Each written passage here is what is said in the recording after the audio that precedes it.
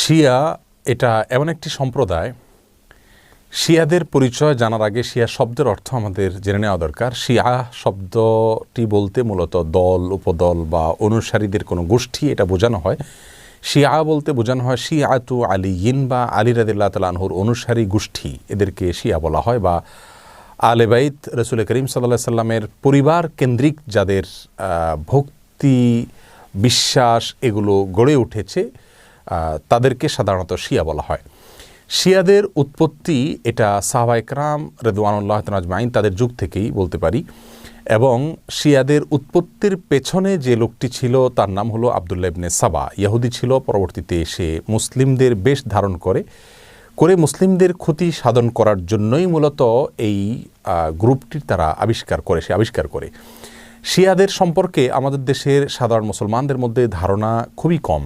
আমরা অনেকেই মনে করি মুসলিমদের মধ্যেই একটি সাধারণ দল শিয়া, অথচ শিয়াদের যে সমস্ত বিশ্বাস আছে সে বিশ্বাসগুলো ইসলামের একেবারে মৌলিক বিশ্বাসগুলোর সাথে অনেকগুলো বিশ্বাস আছে যেগুলো সাংঘর্ষিক।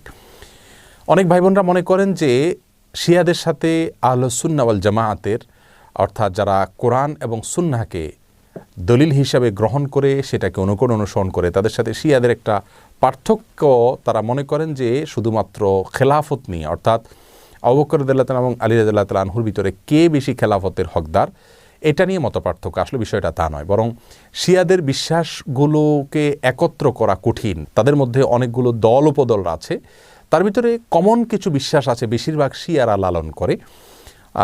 তার ভিতরে একটি হলো তারা কালিমাতুত তাওহীদ আমরা যেটা বলি এটাকে যথেষ্ট মনে করে না। তারা মনে করে লা ইলাহা ইল্লাল্লাহ মুহাম্মাদুর রাসূলুল্লাহ এবং আলিয়ুন ওয়ালিউল্লাহ এটাও স্বীকৃতি দিতে হবে, মুখে উচ্চারণ করতে হবে, তারপর মানুষ মুসলিম হবে। তাদের মধ্যে কোনো গ্রুপ আছে যারা কোরআনে কারিমের 30 পারার যে কোরআন এটার ব্যাপারে তারা সন্দেহ পোষণ করে এবং তারা কোরআনের বিকৃতিতে বিশ্বাস করে বা বিকৃতি করে, এটাকে তারা সঠিক মনে করে বিকৃতি করে থাকে। তাদের মধ্যে বড় অংশ বা সবচেয়ে বেশি অংশ বলা যেতে পারে, প্রায় সবাই বলা যেতে পারে তারা সাহাবীদেরকে সবাইকে কয়েকজন বাদে আলী রাদিয়াল্লাহু তাআলা আনহু, আব্বাস রাদিয়াল্লাহু তাআলা আনহু সহ কয়েকজন বাদে হাসান হুসাইন, ফাতিমা রাদিয়াল্লাহু তাআলা আনহুম সহ আহলে বাইত যারা তারা ছাড়া বাকিদেরকে তারা কাফের মনে করে এবং সাহাবীদেরকে গালমন্দ করাটা এটাকে তারা সওয়াবের কাজ মনে করে, ইবাদত মনে করে। আয়েশা রাদিয়াল্লাহু তাআলা আনহা রাসূল আকরাম সাল্লাল্লাহু আলাইহি ওয়াসাল্লামের সহধর্মিণী, তার চরিত্র নিয়ে তারা সন্দেহ করে, যার চরিত্রের বিষয়ে কোরআনে কারিমে সূরা নূরে আল্লাহ সুবহানাহু ওয়া তাআলা পরিষ্কারভাবে ঘোষণা দিয়েছেন। যাই হোক, এ হলো মোটামুটি শিয়াদের কয়েকটা জঘন্য বিশ্বাসের আলোচনা। এবারে আসি শিয়াদের একটা বিশেষ দল, তাদেরকে ইসনা আশারিয়া বলা হয়। মূলত ইসনা আশার শব্দের অর্থ হলো 12।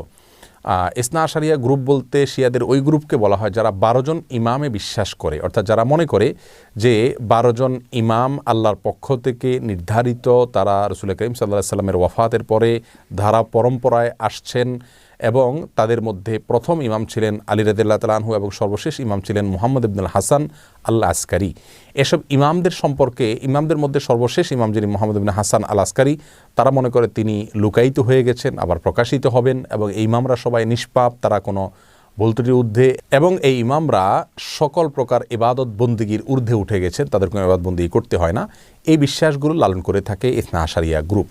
শিয়াদের ব্যাপারে আমাদের ধারণা কি হবে, তাদেরকে আমরা কাফের বলবো কিনা? উত্তর হলো শিয়াদের মধ্যে যারা আয়েশা রাদিয়াল্লাহু তাআলার চরিত্র নিয়ে সন্দেহ করে, কোরআনের ব্যাপারে যাদের সন্দেহ রয়েছে এবং বিকৃতি সাধন করে থাকে, এবং কেউ আছে রাসূল করিম সাল্লাল্লাহু আলাইহি সাল্লামের রিসালাত নিয়েও সন্দেহ করে। তারা বলে যে জিবরিল ভুলে রাসূল করিম সাল্লাল্লাহু আলাইহি সাল্লামের কাছে রিসালাত নিয়ে আসছিল মূলত আলী রাদিয়াল্লাহু তাআলার কাছে। এরকম আর অনেকগুলো বিশ্বাস লালন করে।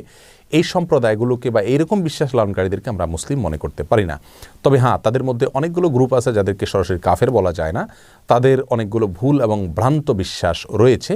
এদের মধ্যে সবচাইতে সাধারণ যেটা বিশ্বাসের দিক থেকে সবচাইতে তুলনামূলকভাবে কম জঘন্য বলা যেতে পারে সেটা হলো আবু বকর রাদিয়াল্লাহু তাআলার চাইতে আলী রাদিয়াল্লাহু তাআলাকে খেলাফতের জন্য অধিক হকদার মনে করা। শিয়াদের অনেকগুলো ভ্রান্ত বিশ্বাস নিয়ে বিস্তারিত এবং বিশদ আলোচনা করা দরকার, তা না হলে তাদের বিষয়ে আমাদের ধারণা পরিষ্কার হবে না। একজন মুসলিম হিসাবে আমাদেরকে সঠিক ধারণা যেমন রাখতে হবে, তেমনিভাবে ইসলামের বিষয়ে কারা কি ভুল ধারণা লালন করে সেগুলো আমাদের জানতে হবে। কোরআন নিয়ে যারা সন্দেহ করে, সাহাবীদেরকে যারা গালমন্দ করে, সাহাবীদেরকে যারা কাফের মনে করে এবং রাসূল করিম সাল্লাল্লাহু আলাইহি সাল্লামের সহধর্মিণীর চরিত্র নিয়ে যারা সন্দেহ করে, কোরআনের বিকৃতি যারা সাধন করে, এদের ব্যাপারে আমাদের ধারণা কি হওয়া উচিত, সেটা আমার মনে হয় যে কোনো সাধারণ দর্শক শ্রোতাই আমরা সহজেই সিদ্ধান্ত নিতে পারবো। আল্লাহ তাআলা আমাদের সকলকে সঠিকটা বুঝার তৌফিক